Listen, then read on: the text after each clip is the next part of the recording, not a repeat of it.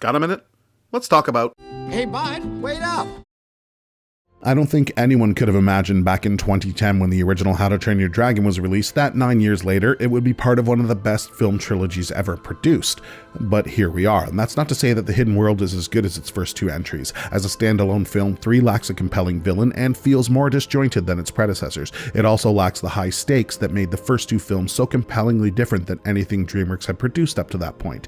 As the conclusion to a trilogy though, 3 puts a nice bow on the relationship between Hiccup and Toothless and on the series as a whole. The feels are real and so is the magic, and while the story might not quite live up to the series standards, the visuals surpass them in every way. This is a franchise that's always put a strong emphasis on cinematography, as evidenced by Roger Deakins' work as visual consultant on each movie, and what's on display here is the most impressive technical achievement in the history of animation. If you're planning on seeing this, be sure to watch the originals first. I can't imagine there'd be too much of an emotional payoff if you haven't. For those of you who have, you will leave the theater satisfied.